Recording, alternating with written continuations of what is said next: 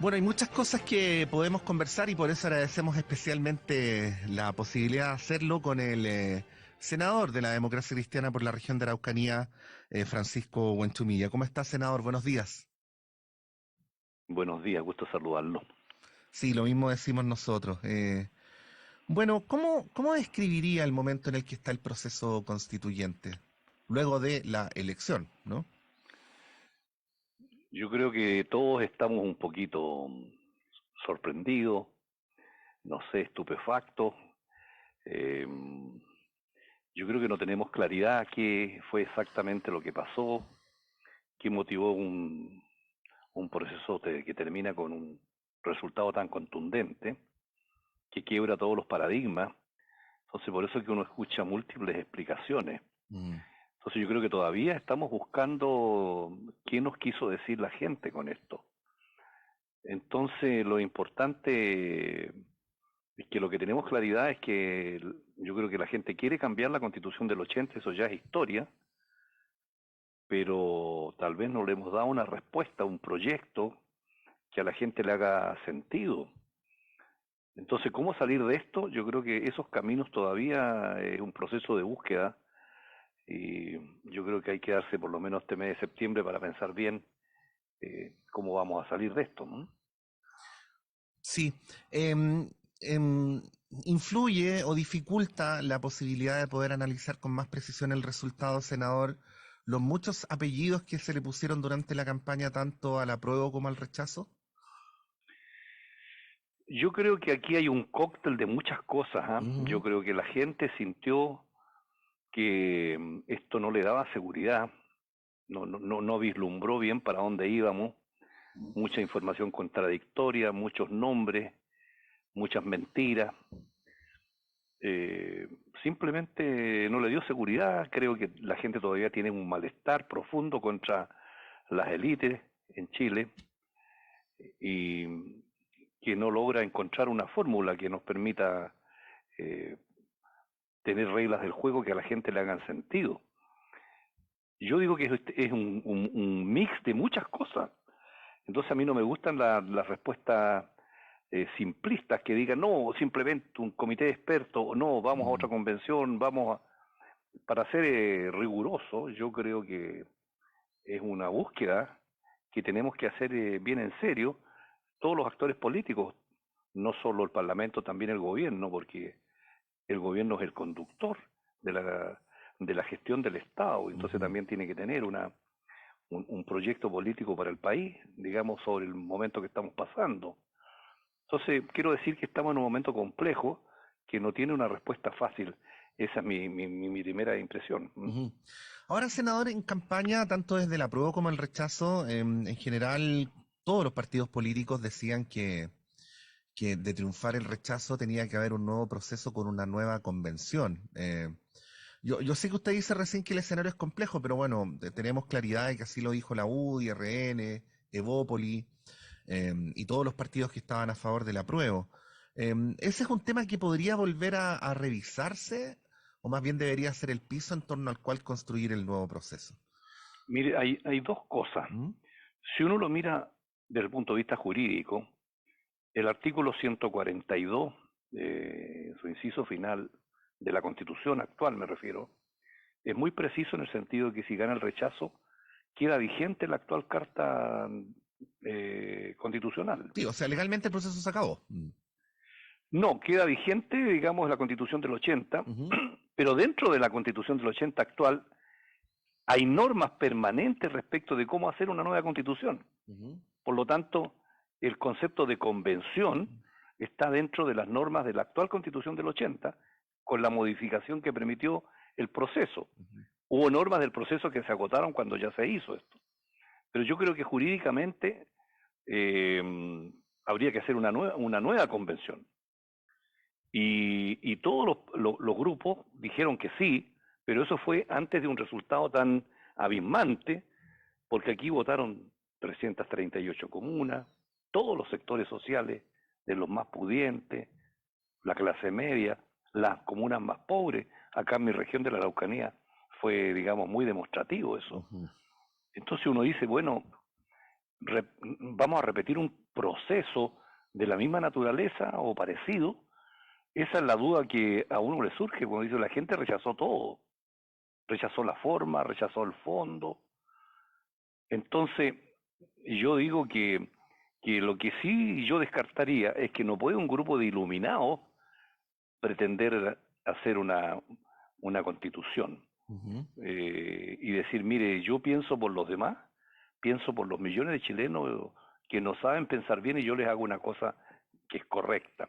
Yo creo que eso sería un error político. Mm. Yo Ahora, creo que si, sí, ahora, perdón, sí. perdón, y termino también, y también creo que si el Congreso dice, mire, yo me arrogo la facultad, cuando el Congreso es una institución también desprestigiada, Ujú. entonces no es tan fácil la solución. ¿Mm? Sí, era justo lo que le iba a comentar, ¿no? Y con mucho respeto, que un sector de la ciudadanía también vea al Senado como un grupo que no es necesariamente representativo para escribir la Constitución. Yo sé que estamos encima de una situación que está evolucionando muy vertiginosamente, senador, pero si hasta el momento de esta entrevista usted ha expresado sus cuidados, ¿no? Sus prevenciones con nueva convención, con comité de expertos y con Senado o Parlamento, ¿cuál podría ser una opción a través de la cual darle salida a esta situación que, claro, es formalmente constitucional, pero tiene que ver con al fin y al cabo, con la solución de una crisis política que se arrastra en el país hace varios años? Bueno, yo creo que eh, lo que dijo la ministra del Interior de colocarse una fecha, el 11 de septiembre del próximo año, es un plazo prudente, a mi juicio, de un año. Por lo tanto, nos quedan un par de meses para que esto decante y se procese y tener a lo mejor un proceso que empiece el próximo año en marzo, cosa que estos meses tengamos tiempo para procesar bien el método que tiene que tener un componente de soberanía popular. Entonces, eh, ahora, ¿cómo se va a conformar ese órgano de soberanía popular? Es lo que tenemos que pensar para no volver a cometer, porque el peor error que Ujú, pudiéramos cometer es que por apresurarnos, estoy hablando de ahora, antes del 18 de ujú. septiembre, octubre, como quieren algunos, tuviéramos un nuevo rechazo de parte de la gente. Entonces yo creo que hay que hacer un plazo prudente y ojalá el próximo 11 de septiembre tengamos una nueva carta fundamental, porque hoy día hay muchos insumos para redactar, va a ser más fácil redactar el reglamento, va a ser más fácil redactar las normas, porque sabemos dónde nos está apretando el zapato. Entonces es probable tener un objetivo político de tener de aquí al próximo año 2023, en septiembre, una nueva carta fundamental. Y para eso hay que calmar un poquito los espíritus y tener mucho diálogo y conversar y buscar el mejor camino. Yo no me atrevo a decir, mire, este es el camino. Eso es lo que es la prevención que yo hago de no precipitarse a veces en la vida. Cuando hemos cometido tremendo error ahora con este proceso constituyente único en el mundo y que la gente nos dice de manera tan contundente que no está de acuerdo con lo que hicimos. Sí. Estamos conversando esta hora con el senador Francisco Buenchumilla. Senador, bueno, usted al principio de nuestra conversación hacía un análisis general, planteaba lo importante de analizar esto desde distintas variables y no quedarse solo con una, pero en algo bien preciso, ¿no? Y a propósito de lo último que usted decía, respecto al modo en que fue elegida la convención, no estoy hablando del resultado del texto ni del desempeño de la convención, sino respecto a la forma en que fue elegida la convención. ¿Cuáles serían sus críticas? Perdón, ¿cuáles serían sus? Críticas. Mm. Bueno, después de lo que pasó, eso también es una noticia también, por así decirlo, digna de ser analizada, pero yo no me imagino un órgano sin la participación de la mujer, por ejemplo. El tema de la paridad yo creo que es una cosa que entró en el país. No sé de qué manera vamos a legislar bien respecto a los independientes. Mm. Es la primera vez que se permitió que los independientes, siendo independientes, pudieran formar listas en los distritos. Es una cosa novedosa en Chile. Entonces la pregunta, ¿estuvo bien eso que se hizo? Porque antes participaban los independientes o en los partidos o individualmente. Ujú. Pero aquí se le dio a los independientes la categoría de partido político. Entonces esa es una cuestión que hay que procesar. Eh, y los escaños reservados, bueno, se le dieron 17 escaños, yo participé mucho en ese proceso, y hoy día en todas las comunas de la Araucanía, donde mayoritariamente hay población mapuche, Bueno, el triunfo fue contundente del rechazo. Entonces yo mismo quedo pensando, bueno, ¿qué quiere nuestra gente acá Ujú, en la Araucanía y en el sur respecto de este tema? ujú. Entonces eso es lo que yo estoy procesando para tratar de tomar una buena decisión, contribuir con elementos de juicio que le hagan bien al país. Sí. Entonces, yo no creo en un grupo de expertos, en un grupo de élite. En eso yo simplemente no creo. Eso yo lo descarto. Entonces, ahí estamos, Sí. con las dudas, para ser Ahora, humilde sí. en este proceso. No, pero está bien, senadora, porque estamos todos en eso, ¿ah? Estamos construyendo colectivamente una explicación para el resultado. Así que yo siempre tomo estas conversaciones como parte de los ladrillos, ¿no? Que hay que ir sumando uno con otro Claro, para poder llegar a una conclusión colectiva. Ahora, hay algo que le quiero preguntar especialmente a usted que obviamente conoce su región, conoce las zonas aledañas a su región.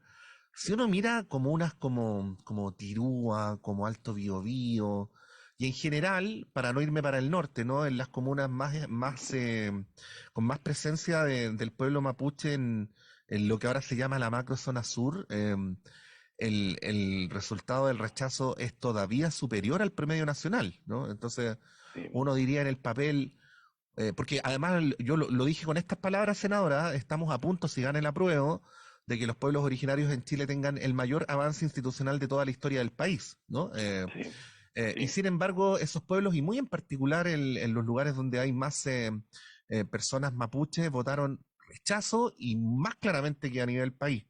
Em, ¿Cómo se puede ensayar o empezar a hacer una respuesta para aquello? Mire, yo siempre que estudié estos temas por mi responsabilidad primero como diputado y después como autoridad en distintos ámbitos y ahora como senador, yo siempre partí de la base que el mundo mapuche quería reconocimiento constitucional, quería autonomía y restitución de tierras, básicamente. Lo otro es una construcción de ingeniería jurídica y política que yo creo que forma parte de muchos académicos, probablemente mapuches, que, que teorizaron sobre el tema, como Ujú, por ejemplo el pluralismo jurídico. ujú, El pluralismo jurídico existe en todas partes del mundo, viene de la Edad Media, porque significa que hay normas que no nacen del Estado, sino que nacen de la sociedad. Eso existe. Pero en el mundo mapuche nunca yo he visto en mis largos años que exista en las comunidades una suerte de tribunal, ¿no? Para resolver los conflictos. No estuvo en nuestras mentes el concepto de plurinacionalidad. Siempre estuvo el concepto de reconocimiento en la Constitución, ujú. como pueblo. El concepto de pueblo costó mucho y ya estaba incorporado en el convenio 169, en la sentencia del Tribunal Constitucional. Entonces por ahí se hizo, a mi juicio, tal vez una construcción de ingeniería jurídica y política Ujú.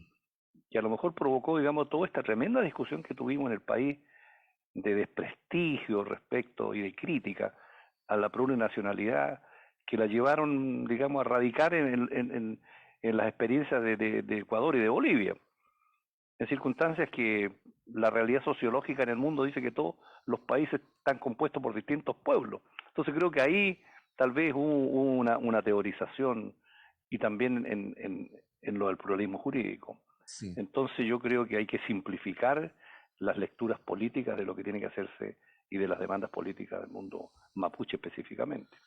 Sí, bueno, senador, ya que estamos aquí, no puedo dejar de preguntarle por la democracia cristiana. ¿Ah? Entrevistábamos, creo que el miércoles, a la alcaldesa Pizarro de La Pintana. Decía que estaba evaluando irse del partido por convivencia insostenible, la cito textual. El viernes estuvimos aquí en el panel a Cecilia Valdés, que es la secretaria general de su partido, y decía que ella veía que la separación de aguas era inevitable. Y bueno, esto de las cartas iban, cartas venían, usted y todos nosotros lo supimos muy claramente, ¿no? ¿Es posible un partido demócrata cristiano tal como lo hemos conocido hasta ahora, luego de toda el agua que ha pasado bajo el puente? Bueno, estamos en un momento crítico, yo lo vengo diciendo hace tiempo, Ujú, incluso hace unos meses atrás yo propuse llegar a un acuerdo y sí, separarnos amistosamente. mm, Entonces esto, Patricio, es como los matrimonios. Entonces hoy día estamos en una crisis matrimonial, diría yo, muy profunda y estamos haciendo un esfuerzo último y por eso los senadores le pedimos al ex senador Saldívar, a Andrés Saldívar, Mm, de que pudiera iniciar una serie de conversaciones para que nadie nos diga que no se hizo un esfuerzo final. En eso se está conversando con los diputados, los senadores, los dirigentes, pero el clima está eh, bastante complejo porque hay diferencias de estilo, de forma y de fondo. Hay diferencias respecto de si este partido va a seguir siendo un partido centro-izquierda, porque algunos quieren que sea de centro-derecha. ujú. Entonces hay cuestiones de convivencia. Entonces yo diría que estamos en un momento crítico. Pero después de estas conversaciones que se van a tener, va a ser la hora de tomar las decisiones. Ujú. Sí, bueno, existe este mito, de que la democracia cristiana siempre ha tenido crisis, pero que siempre ha salido adelante, ¿no? Y que siempre ha tenido dos almas, o a veces ha tenido tres almas, senador. Usted conoce bien ahí la historia de las tendencias de la ADC. Pero para que quienes no son demócratas cristianos se puedan hacer una idea, ¿usted recuerda, para no ir más atrás, en los últimos 30 años, una crisis tan severa como esta en el partido? Mire, aparte de las crisis que hubo en el pasado, cuando yo era un estudiante, Claro, en por eso tiempos hablo de... de, claro, que la izquierda cristiana, que el MAPU, Claro, claro, sí. exactamente. Pero de los 90 para acá yo creo que esta es la crisis no solo más importante, sino que es una crisis real. Porque antiguamente habían diferencias como existen en toda sociedad humana en que no hay unanimidad. Ujú. Pero todas esas diferencias se canalizaban dentro de un cierto escenario de convivencia, de mayorías y minorías. Pero acá tenemos claramente, digamos, que ha irrumpido un tiempo a esta parte una tendencia más de centro derecha en el partido. Y en consecuencia hoy día estamos hablando ya de más cuestiones de fondo respecto de la orientación del partido con respecto al mundo y a la sociedad, a la economía, etcétera, un conjunto de temas. Entonces yo creo que estamos en un momento crítico. Yo lo veo así y creo que estas conversaciones que estamos teniendo es la última oportunidad antes de que tengamos que tomar una decisión de cómo vamos a seguir. Sí, si yo le hubiera preguntado, con esto terminamos, senadora, cuando usted era estudiante universitario, ya que invocaba ese tiempo, ¿no? ¿Cuáles serían los dos o tres principios que inspiran a la democracia cristiana? Probablemente usted me hubiera dicho la adhesión a la doctrina social de la Iglesia o el Concilio Vaticano II en términos de la aplicación en la sociedad o la equidistancia en un mundo bipolar o cosas por el estilo, ¿no? Pero bueno, el mundo ha cambiado muchísimo desde entonces y para qué hablar de Chile. Lo que usted diría que son hoy día los dos o tres principios fundamentales de esta democracia cristiana en este Chile del 2022 y que de alguna manera podrían ayudar a clarificar cuánto es posible convivir, ¿no? Con quienes ha habido diferencias. Mm. Mire, la democracia cristiana nace como una tercera alternativa entre el capitalismo y el comunismo en la década del 30. Ese mundo cambió tal como usted señala. Hoy día es la vigencia del neoliberalismo, en virtud del cual se ve la sociedad como una suma de individuos, el individualismo. Nosotros creemos que la sociedad tiene que ser colaborativa, tiene que ser una sociedad solidaria, que vamos todos juntos en este buque navegando por el espacio. Entonces, el individualismo significa que cada cual se rasca con sus propias uñas, que cada cual responde por su bolsillo y tiene acceso a los bienes de acuerdo con la plata que tiene y no le importa el prójimo. Y nosotros partimos en la base del cristianismo de que todo tu hermano, sobre todo el que más sufre, el que menos tiene, forma parte de tu vida. Y por lo tanto creemos como principio doctrinario en una sociedad de colaboración entre los seres humanos, en la pobreza, en los riesgos de enfermedad, de muerte, de la vejez, y no en una sociedad que depende simplemente del mercado y que depende simplemente del tamaño de tu bolsillo. Entonces, centralmente eso es nuestra postura. Por lo tanto, el neoliberalismo que se basa en el mercado, en la plata, en el dinero, en el individualismo, no es una sociedad que a nosotros nos satisface. Y eso se ve en las pensiones, se ve en la salud, se ve en la educación, en la vivienda, en los barrios, en el dos Chile que tenemos, el Chile satisfecho y el Chile del malestar. Entonces nosotros nacimos no para estar con los poderosos, nacimos por los perdedores de la vida, por la clase media, por Ujú. los sectores modestos. Ese fue Así por eso entré yo a la DC cuando era estudiante. No tengo nada contra los grandes empresarios ni nada. Tienen que estar regulados, pero ese es otro mundo, no es nuestro mundo. Ese es un poco el tema que tenemos hoy día encima de la mesa. Bueno, es de carácter histórico el dilema que tiene la democracia cristiana, ¿no? Como nos contaba el senador Buenchumilla, se ha generado una última instancia para ver si es posible seguir tal como hemos conocido a la Falange hasta ahora. Pero bueno, son muchos los temas. Este es un país, senador, con muchas preguntas en el aire por de pronto, Sí, pues. así es que en eso estamos, tratando de entender y tratando de responder. Hemos conversado con Francisco Buenchumilla, senador. Como siempre, muchas gracias por su gentileza y que tenga una buena semana. Igualmente, muy amable, Patricio. Gracias, buenos días. Buenos días. Ahí estaba Francisco Buenchumilla, representante de la democracia cristiana en el Senado y en la región de la Araucanía, dando sus apreciaciones respecto al resultado del plebiscito, a las conversaciones que hay entre los partidos, porque hoy por hoy el proceso constituyente está radicado en el Parlamento, y por supuesto respecto a lo que está ocurriendo con la DC. Son las 8:30, vamos a un breve alto y continuamos con las conversaciones en este día, lunes 12 de septiembre del año 2022.